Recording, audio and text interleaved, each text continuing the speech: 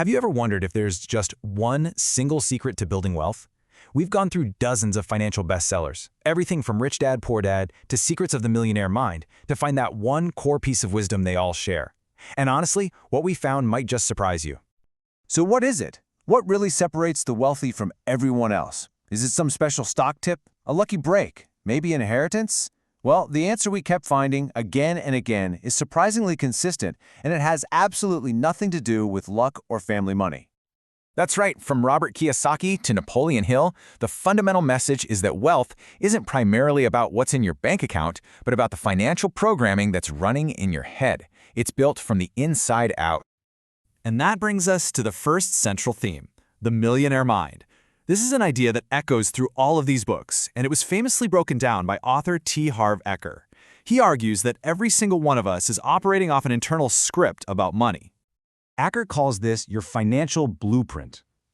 Think of it like your internal money thermostat. It's a combination of all the thoughts, the feelings, and the beliefs that you soaked up about money as a kid. And whether you realize it or not, that blueprint is silently guiding every single financial decision you make.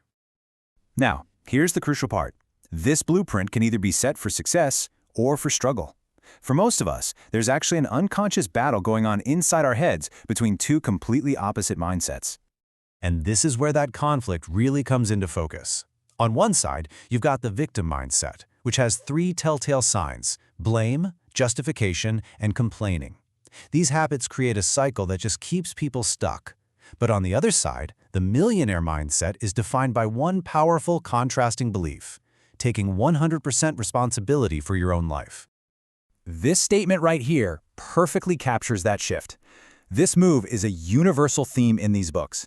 You have to go from being a passenger in your financial life to getting in the driver's seat. That sense of ownership, it's the non-negotiable first step. But taking responsibility is really only half the battle. The next critical question these books ask is, what's the actual goal you're aiming for? Because as it turns out, the wealthy are playing a completely different game. This quote is a game changer.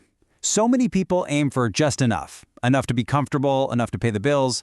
But what these authors point out is that aiming for comfort is actually a ceiling. Think about it. If your only goal is to hit the ceiling, that's the highest you'll ever go.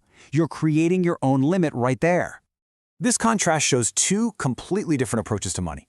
On one hand, you've got financial defense, playing not to lose, where the main goal is just survival. On the other hand, you've got financial offense, playing to win.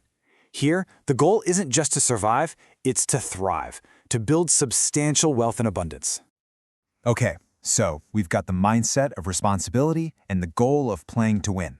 But how do we actually bridge the gap between our internal world and external results? How do our thoughts become things? This is where the legendary Napoleon Hill comes in. His timeless classic Think and Grow Rich drives home the idea that every great fortune starts with a single powerful thought. But a thought by itself isn't enough. It needs a vehicle. It needs action. So how do we translate this into a practical plan? Tiago Negro, in his book Du Mille El Million, gives a fantastic, simple framework built on three pillars. First, spend well. This is all about conscious, intentional spending. Second, invest better. This is the core idea from Rich Dad, Poor Dad. Stop working for money and make your money work for you by creating assets. And third, earn more. Actively finding ways to increase your income. So, how do you make sure these actions actually stick? The answer, repeated in almost every single one of these books, is habits. A single decision can be powerful, sure, but consistent automatic habits are what truly build wealth over the long haul. This slide really brings together the most critical habits mentioned across all our sources. See the pattern here? It's not about complex financial instruments. It's about focusing on the right metric, your net worth, not just your paycheck. It's about building the habit of managing money, even if it's a small amount. It's about putting your money to work, acting even when you're scared, and never ever stopping the learning process. And as Charles Duhigg explains in The Power of Habit, this isn't magic, it's science. Building wealth isn't a one-time event. It's the result of installing the right set of financial habits that just run on autopilot, creating positive results over time. When you put it all together, the message woven through these bestsellers becomes this simple, linear process. It all starts inside your head, with your mindset. That mindset then drives the actions you take every single day. And those daily actions, compounded over time, are what ultimately create your financial reality. Which leaves us with one last powerful question to think about. Take a good, honest look at your own financial blueprint, your own habits, your own goals. Are they actively building the future you want, or are they unconsciously limiting what's possible? The answer holds the key.